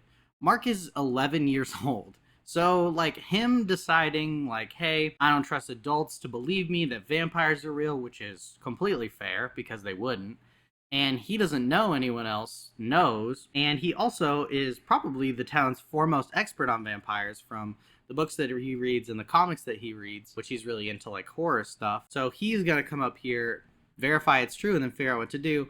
That makes way more sense to me than a grown woman, probably in her late 20s or early 30s, deciding to go up to this mansion by herself with basically no preparation. Anyways, after a little bit of conversation, the two go up to the house, and Susan lifts Mark into the window, and she follows after him. They are kind of exploring the house, looking for any indication that it's vampires, and Mark is specifically looking for Barlow's coffin since it's the middle of the day, so he's assuming that he is asleep somewhere in the house in a coffin, and maybe they can just take care of him. But as they realize that Barlow is in the cellar, they're about to go down there when they hear someone behind them, and that is Straker. And he knocks Mark out, and we don't really see what happens to Susan. When Mark wakes up, he is tied up and over Straker's shoulder, who is carrying him. Straker takes him up a flight of stairs to the same bedroom where Ben went in when he was a kid and thinks he saw Hubert Marston hanging there, and he ties him up. But thankfully, Mark is a big Houdini fan, and like I guess along with his horror stuff, he's really into Houdini. He mentions it a couple times in the book, and he's read this thing about how Houdini would escape from being tied up, where he would tense all of his muscles and hold in a big breath while he was being tied up, and then, when he has the chance to escape, he would let all the air out and relax his entire body, and then he could slowly wiggle free. So Mark does the same thing and manages to break one of the legs off of the metal cot that is in the room. Also, I do not know if this technique actually works, but if it does and it saves your life, you do have to subscribe to the channel. When Straker comes back into the room, Mark uses the metal rod from the cot to bash Straker's head in, killing him. Knowing that the sun is about to go down, he knows that he has very little time to help find Susan and save her. So he goes down into the cellar, and he's just about to go down in there. He's yelling for her to leave because he knows he has to get out of there before sunset. And then he hears kind of an evil laugh from the cellar and just takes off. He manages to escape and get home before nightfall, but his worst fears are confirmed when that night he wakes up to scratching at his window and looks out to see Susan begging him to let her in, now a vampire. Father Callahan shows up to Mark's hospital room expecting to be consoling a dying man or someone struggling with their mortality, as that's what it usually means when he gets a call from a hospital room. Callahan notices all of the vampire reading material that Matt is surrounded by, and they quickly move on to the actual reason that Matt called him here. After some cajoling, Matt tells him the full story of everything that's happened to him, Ben, and Susan, and similar to the reaction of Jimmy, Callahan is surprisingly open to the idea. He tells Matt basically that he's in the business of the supernatural, and he's seen his own share of wild and unbelievable things serving the church. But when Matt asks him to go check on some things for him, he shows some hesitation. He says that regardless of his personal beliefs or unbelief in the vampires and all of these supernatural things, acting as a representative of the church is serious business and changes the lens through which he has to look at these things. Similar to when we talked about the monologue that Jimmy had about aspirin and kind of why that led him to believe in vampires, Father Callahan here tells his own story. Let me tell you a story. I won't vouch for its truth, but I will vouch for my own belief that it is true. It concerns a good friend of mine, Father Raymond Bissonette, who has been ministering to a parish in Cornwall for some years now along the so-called Tin Coast. Do you know of it? Through reading, yes. Some 5 years ago, he wrote me that he had been called to an out-of-the-way corner of his parish to conduct a funeral service for a girl who had just pined away. The girl's coffin was filled with wild roses, which struck Ray as unusual. What he found downright grotesque was the fact that her mouth had been propped open with a stick and then filled with garlic and wild thyme. But those are traditional practices against the rising of the undead, yes, folk remedies. When Ray inquired, he was told quite matter-of-factly by the girl's father that she had been killed by an incubus. You know the meaning? A sexual vampire. The girl had been betrothed to a young man named Bannock, who had a large strawberry-colored birthmark on the side of his neck. He was struck and killed by a car on his way home from work 2 weeks before the wedding. 2 years later, the girl became engaged to another man. She broke it off quite suddenly during the week before the banns were to be cried for the second time. She told her parents and friends that John Bannock had been coming to her in the night and she had been unfaithful to him.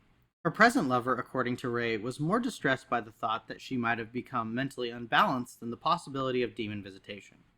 Nonetheless, she wasted away, died, and was buried in the old ways of the church. All of that did not occasion Ray's letter. What did was an occurrence some 2 months after the girl's burial.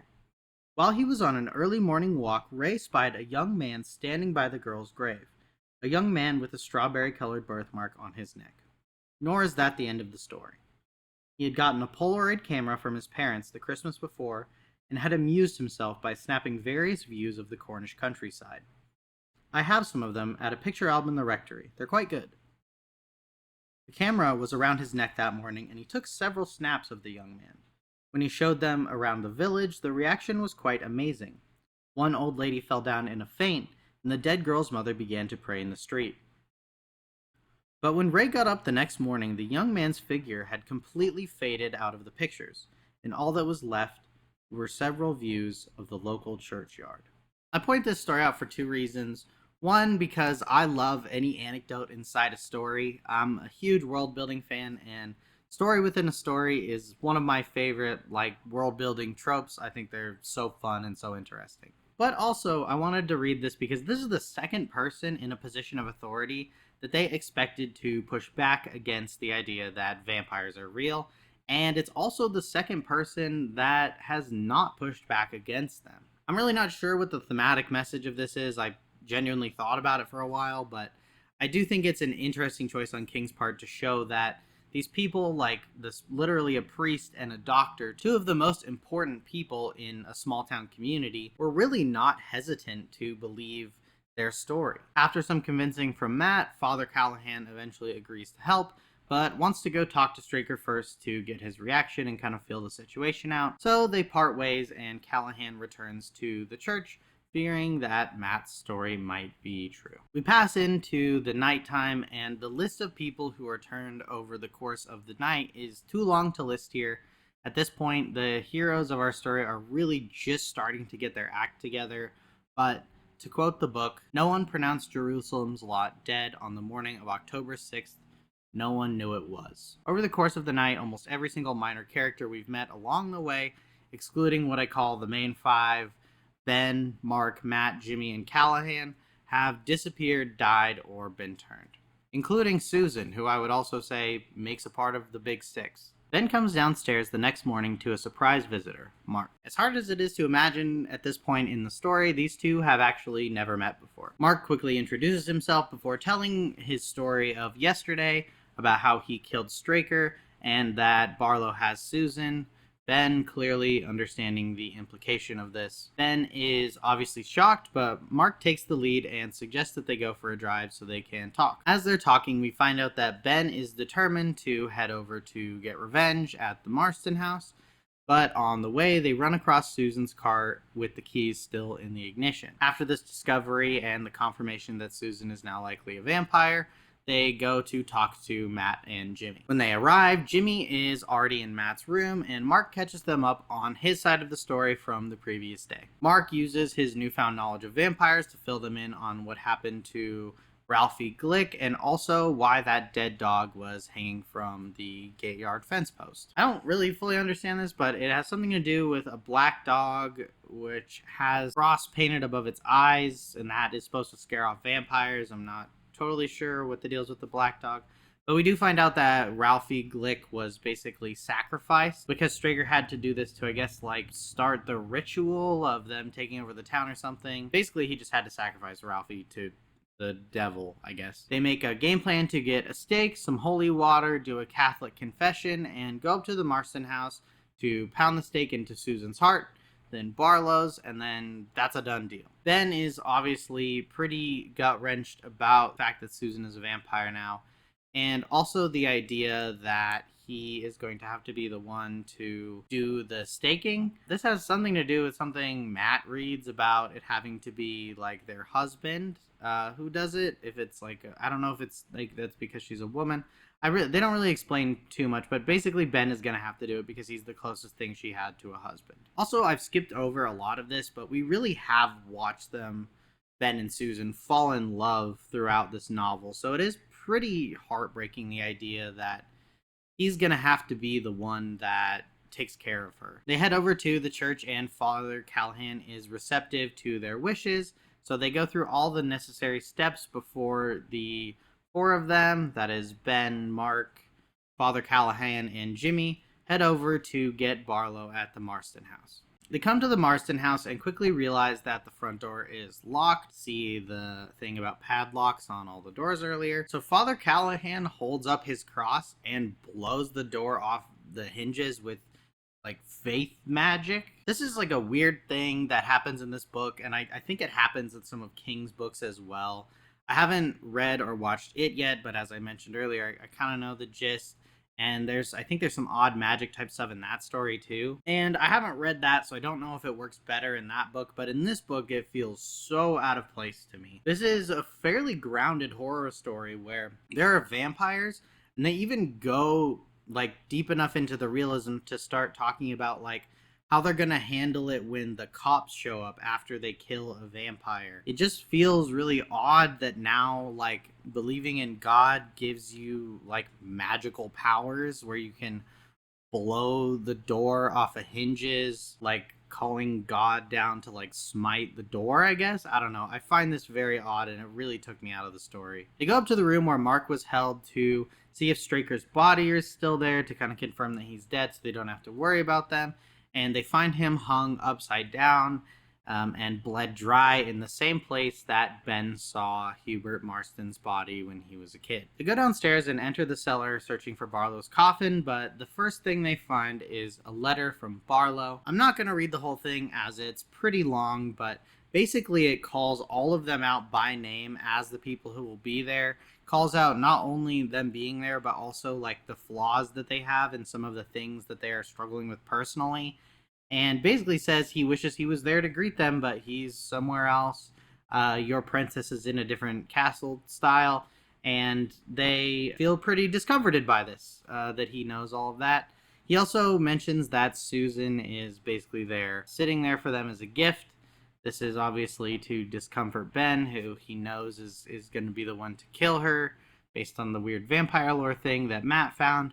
And so, yeah, he's basically just messing with them and trying to get in their head. Soon the party finds Susan laying asleep on a slab. Ben obviously is pretty broken up about killing her. They have to do a lot of convincing to get him to do it. It's a pretty emotional scene. Because of the thing we talked about earlier that Matt found, he has to be the one to do it. So eventually he does acquiesce and he does do it, tears in his eyes and all that. But it's a pretty sad scene, and especially because Susan dying was something that I kind of didn't really expect. I kind of thought she'd make it and her and Ben would sort of go off alone. Based on the prologue, I don't know why I thought that, but I think I'd kind of forgotten about the prologue of the book at this point. Ben and Jimmy head back to update Matt to let him know that Mark and Father Callahan went to Mark's house to let Mark's parents know everything that's going on. Matt expresses his concern for Ben and what he had to go through, and that he wishes there was something he could do to make it better. But Ben is still pretty focused on revenge as a way to make himself feel better. Ben's angry though because he feels like Barlow manipulated them and tricked them, so he must be one step ahead of them as well. Matt doesn't though. He tells Ben that they've dealt him a serious blow. They've killed his familiar Straker, made him move from the Marston house, and put him on his back foot.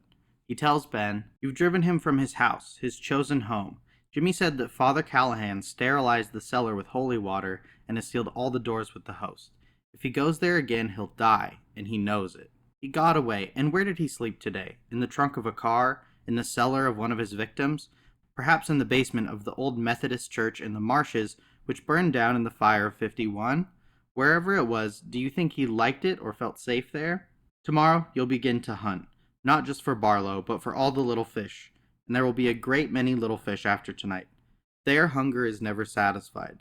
They'll eat until they're glutted. The nights are his, but in the daytime you will hound him until he takes fright and flees, or until you drag him, staked and screaming, into the sunlight." Man, this is one of the few, like, pump up pep speeches and monologues that I think actually goes pretty hard in this book. It's pretty cool, but yeah, really cool from Matt to say that, and it does help lift Ben's spirits quite a bit. All that being said, Matt says that it was probably a really bad idea to separate, since Barlow is probably going to be out looking for all of them and trying to take them out kind of one by one, and they sort of agree, so they're pretty worried about Mark and Father Callahan. Across town, Father Callahan and Mark are trying to explain everything that happened to Mark's dad. Mark's dad isn't buying it, and even though this was written before the world kind of generally knew some of what Catholic priests get up to with especially young boys, Mark's dad seems pretty suspicious about why Father Callahan is there with his son. If you look at this from like a realistic perspective, this guy was just minding his own business, and then a priest walks in with his son and tells them vampires are real, so I kind of get where he's coming from on this one, although in the book, Mark's dad is kind of portrayed and given the background that he's sort of a stickler and he doesn't really believe in like anything supernatural at all. But even that being said, they get him to relent and they decide to go to Matt's hospital room so that his parents can talk it over with everyone involved, but that's when the lights go out. The chair falls over and everyone stumbles around in the dark until a shadow moves into the kitchen and Father Callahan grabs a hold of the cross around his neck and holds it up out in front of him. The cross lights up and he sees Barlow standing on the other side of the room. Before anyone can react, Barlow grabs both of Mark's parents by the head and smashes them together, killing them both instantaneously. Mark screams and throws himself at Barlow in a rage, and Barlow very easily gets a hold of him, holding him up as a body shield in front of him. Father Callahan starts moving forward towards Barlow with his cross up, invoking God's name and making Barlow cringe away with the power of his faith. Barlow threatens to kill Mark if he doesn't back up, so Father Callahan starts to back up. Barlow agrees to put Mark down if Father Callahan also puts his cross down. Father Callahan agrees but doesn't trust the vampire to put Mark down after he has put his cross down, so he asks Barlow to put Mark down first, which he does. Barlow says that he trusts Father Callahan to follow up with what he promised to do as well. Mark immediately runs to Father Callahan, who sends him running out of the house to safety. Now here the book loses me a little bit. We have this part where Barlow, like I said, has demanded that Father Callahan put his cross down, but he kind of doesn't want to, which is sort of understandable that he wouldn't want to put his cross down. There's a vampire right there. The way that this is framed in the story is that somehow this makes Father Callahan lose his faith magical powers. I guess the implication is that his faith is that God's will make whatever is supposed to happen, but I also, it doesn't really make sense to me because Father Callahan is doing something very logical in my opinion that makes sense, that isn't against the tenets of Catholicism. I guess he kind of lied by not throwing his cross aside, but still, that doesn't really make any sense why he would lose all of his faith powers. All the other people have faith powers and crosses work for them, as Ben and Jimmy. I don't even think Jimmy believes in God. So I thought that crosses were kind of separate from the faith power thing. But anyways, it loses me a little bit here. Although I do understand the emotional part of it is still very compelling, especially what happens next. Just a little bit of a weird thing, but the faith magic stuff again is probably my least favorite part of this book, so not surprising that this part kind of turned me off. All that being said, he loses his face during this interaction, and Barlow does not kill him, but instead turns him. We won't be returning back to Father Callahan, as he doesn't really play a big part in the story, but I did want to give you some closure about what happens to him. He is turned, and then he gets on a bus to go somewhere else with the idea that he's going to kind of hole up and try to, just kind of let himself die from not feeding as much as he can. But he's a pretty broken man when leaving the town. So yeah, it's pretty sad actually what happens to Father Callahan. Out of the people who are turned, he is obviously the one that feels the most corrupted by it, because he is a priest, and power and faith in God was kind of one of the things that was keeping the vampires at bay. Going back to the story, one of the people that has been gotten to over the last couple nights is Susan's mom. Susan's mom hasn't been completely turned yet, she's not fully vampire, but Barlow has gotten to her and convinced her using his vampire compulsion thing that Ben is behind everything bad that has been happening in Salem's Lot over the last couple of weeks.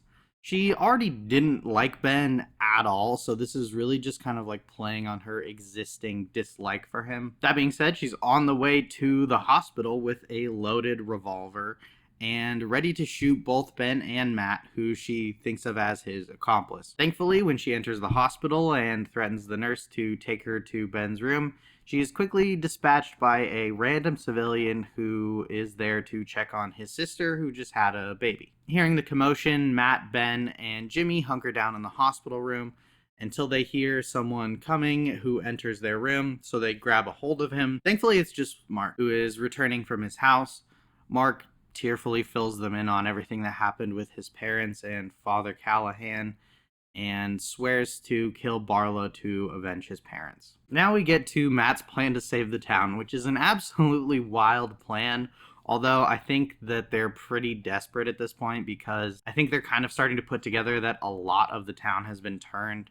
So Ben's plan is basically that they need to go back to Mark's house since they know that there's not going to be vampires there since Mark's parents were killed and not turned, and they know it's like a safe house to be in, and they need to make a lot of stakes. Like Matt says, between like 3 and 500 stakes, and then basically go through the town during the day, killing all of the vampires they find, just literally going house to house and searching them top to bottom. Through this, they'll find Barlow as well. Matt asks if anyone has any idea where Barlow could be, and nobody has anything until Mark remembers that he saw blue chalk on Barlow's hand during the confrontation at Mark's house. They have some initial ideas about what the blue chalk could be from, but none of their initial ideas really make any sense except for this old schoolhouse that has been boarded up. So they agree to go to Mark's house in the morning to make a bunch of stakes, and then once that's done, to go check out the school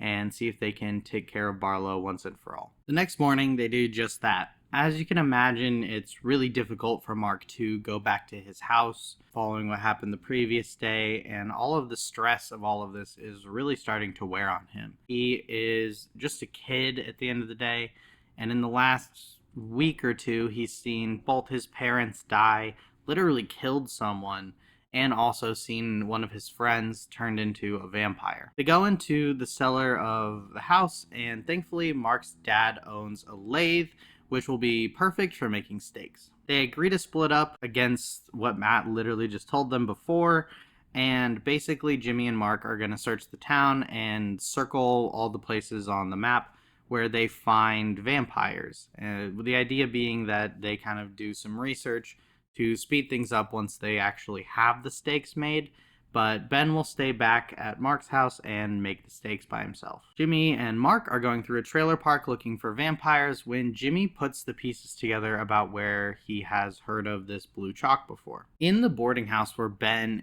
was staying, there was a pool table in the cellar. Before the husbands died, he had mentioned it to Jimmy during one of his appointments, and they realized that that cellar would be big enough to hold all of the vampires, or at least a lot of the vampires, plus Barlow, so Barlow would have some protection as well. They call the boarding house and there's no answers, so they assume that they are right, which is kind of fair, and they agree to go there and confirm that they are right, and if they're right, they'll go get Ben, and all three of them will go take out Barlow. Across town, Matt is in the hospital still being visited by one of his old students, and they're talking about some of the research that Matt is doing and some of the other towns where people have just up and disappeared for seemingly no reason. But the student notices soon that Matt is gripping the rail very hard and has suddenly become very quiet, and so he goes to get a nurse who pronounces Matt dead. Jimmy and Mark go to investigate the boarding house and notice the rotting smell that they now know always accompanies the presence of vampires. Mark notices that the knife block is empty but doesn't really think anything of it, so they go looking through the house for a flashlight or candles or something to light their way in the cellar so they can see where they're going. Mark finds a flashlight in one of the dresser drawers in one of the rooms and is going to find Jimmy to let him know that he found a way for them to light their way through the cellar when he hears screaming. As Mark later tells Ben, Jimmy fell into a trap that Barlow had set in case they had figured out where he was staying. They took all the knives from the kitchen and shoved them through like a plywood board, and then they actually sawed off all the stairs after the second stair in the cellar and put the board with all of the knives sticking up right past that second stair. The idea being that you would maybe go down the first couple steps, not see that there wasn't a next step, fall forward, and then land on all the knives, which is exactly what happened to Jimmy. When Mark finds this, he goes to Jimmy's car. He doesn't really know how to drive. He's like 11, so that's understandable. But he does his best driving back to town until he sees Ben walking down the side of the road. He fills Ben in on what happened, and they go to a payphone to call to talk to Matt to let them know all the updates and that Jimmy has passed away. But when they get to the gas station, as you might expect, they call the hospital and find out that that morning Matt had died of a heart attack. Ben, now realizing that it's just the two of them, realizes that they need to basically head to the church first, and then they can go take care of Barlow now that they know where he is. They take Jimmy's bag and fill all the ampules in it with holy water and also bathe in the holy water. When they get to the boarding house with the holy water, hammer, and stakes in hand, they enter the cellar. They cover Jimmy's body out of respect for it, where he had fallen, and grab the flashlight as well as the revolver that Jimmy had and start looking around the cellar for where Barlow could be hidden. They find a crawl space behind a dresser in the cellar, and they know that night is approaching, so they really have to hurry. The crawl space is locked, and we get another instance of this weird faith magic, and Ben gets like imbued with the faith magic. Crawl space has like a padlock on it, so he breaks that off with the hammer that they brought with them. They drag Barlow's coffin out of the crawl space and open it, but as soon as they do, Barlow's eyes open, and both Ben and Mark know they are too late to get him while he is sleeping. So a melee ensues where Mark gets compelled and tries to get the gun from Ben to kill Ben, and they get into kind of a little melee before Ben knocks Mark down and proceeds to get on top of Barlow and drive the stake into his heart. When he does this, Barlow turns into dust, and he finally gets his revenge on the vampire who turned the woman he loved and has essentially killed this entire town. If you've forgotten over the course of this long story, I wouldn't blame you, but there was a prologue at the beginning of this with a boy and a man. If you've thought about it at all, you've probably already guessed that the boy and the man are Ben and Mark. So we get a little bit of follow-up to our prologue that basically they had been waiting and looking in newspaper clippings for any indication that the vampires were still around and causing problems, even though Barlow is dead now. So the epilogue here is fairly simple. It's just Ben and Mark heading back to Salem's Lot to burn the town down, with the idea that they will burn down the town and that will kind of cleanse the town of all the vampires, hopefully getting rid of them and hopefully destroying Salem's Lot for good and stopping this vampire kind of infestation from continuing to cause problems in other places in the United States. Overall, I was really impressed by Salem's Lot. The fact that there's almost no horror in the first half of this like 650-page horror book, and it still feels connected and flows well, I think made it like a really different read for me. Although I don't read a lot of horror books, so that might be like pretty normal, but I was a little bit surprised as someone who's mostly just watched horror movies. Regardless of that though, the town itself, they take so much time to build up the town and all of the people who live in the town, and we get all these minor characters that are set up. And again, it was kind of cut out of the way that I told the story, but like we watch all of these minor characters like get turned over the course of the story, and so collectively they do have like this emotional impact that you're not really just connected to these people individually, you're sort of connected to the town, and you sort of understand how all these people in the town like know each other and how they're all important to each other. And so you kind of see as the town is sort of like getting turned and dying over the course of really just a few days, and that's done really well. I do have some thoughts though on the story, really mostly just like the last act of it. I think I made it pretty clear through the book that I think this weird faith magic thing is dumb as hell. I think it's like really contrived, and I feel like I've used that word so many times in this video, but I feel like it is contrived. It's like definitely just a plot device, and it's supposed to have like cool like moments, like hell yeah moments where we're like excited because this faith magic thing is like kind of getting them out of a bind, but it just feels kind of out of place to me, and I kind of wish they would have just went with sort of like the traditional interpretation, at least to my understanding of vampires, which is that they just don't like crucifixes and that like holy water burns them, and I feel like that would have been sufficient instead of like Father Callahan literally blowing off the front door of the Marston house like it's Final Fantasy or something. Like that felt really weird to me. Also, his Father Callahan's faith just like disappearing in the most crucial moment of the story was odd. I do like the way that like they kind of developed Father Callahan's story. Like they did mention previously that he was kind of having questions about his faith and he was like struggling with it, but it just felt odd that that would be the moment where it would like let him down. And it seemed like actually all of this faith magic and like his like the way the crosses worked and they glowed and him blowing the doors off the house like actually kind of reinforced his faith again. So just felt really odd that he would lose it at that moment. But again, like I said, I do like the way they developed him and kind of showed his journey through his faith, and then also the way that his story ended, which he did not have a happy ending. Really, no one had a happy ending in the story, but Father Callahan's was probably one of the most unhappy. Outside of that, the end just feels a little bit rushed to me. They do a lot of buildup in this story. And then the end happens really fast, and there's really not a lot of closure, which I'm fine with the fact that there's no closure, but feels weird for the ending to be rushed and also have no closure. So yeah, I'm not a huge fan of the last act of this book, but I think the first half of this book is absolutely incredible, and kind of the second half up until we get to really till they go to Mark's house. Father Callahan and Mark go to Mark's house to talk to his parents. Everything before that I think is really, really good. Now here's the real question that maybe I haven't read enough King to understand. Maybe it's like referenced in his other books.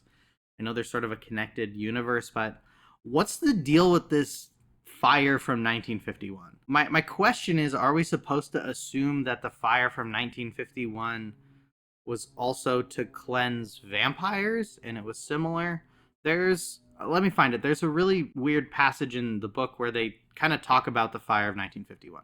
They know that a fire burned up half the town in that smoke-hazed September of 1951, but they don't know that it was set, and they don't know that the boy who did it graduated valedictorian of his class in 1953 and went on to make $100,000 on Wall Street. And even if they had known, they would not have known the compulsion that drove him to it, or the way it ate at his mind for the next 27 years of his life, until a brain embolism hustled him into his grave at the age of 46. What does that mean? Like, that's so vague. It makes me feel like maybe I'm missing something. Maybe I missed something in the book, or maybe it's from a different story. But the fact that there was a fire, and they talk about it like 4 or 5 times in the book, and then there's that one passage that I just read you, but also they don't really tell us anything about it. But then also there's a fire at the end of the book that kind of has a lot of symbolic meaning. So I'm pretty confused about the fire of 1951. And if there were also vampires or if something else was going on.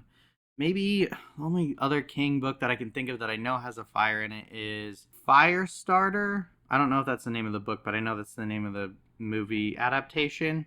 And I think it's related to Carrie. But I don't know. I've no idea if that's related at all or not. I'm just spitballing completely here. Anyways, besides those couple of things, I really enjoyed the book. I had a great time reading it. I had a great time putting this video together for you guys. I really wanted to go through the whole story in case you've either already read the story and wanted to kind of re-experience it in sort of like a succinct time span, but didn't want to watch one of the adaptations because honestly, at least the recent one in 2024, I haven't watched the older ones, but the recent one was not very good in my opinion. So maybe this is a different way you could experience it, or if you just wanted to know the whole story and just happened to find my video. I'll probably be making more videos like this regardless of how this does, but any support you can give the video, whether that's liking the video, subscribing, leaving a comment, either giving feedback or telling me that, you know, you like this type of video and you'd love to see more. I will be making more, but that support would mean the world to me. And if you've watched this far, feel free to do any of that stuff and subscribe if you want to, see my videos in your feed. Anyways, thanks for watching. Don't watch the 2024 version of the movie. It really sucks, and I'll see you guys in the next video.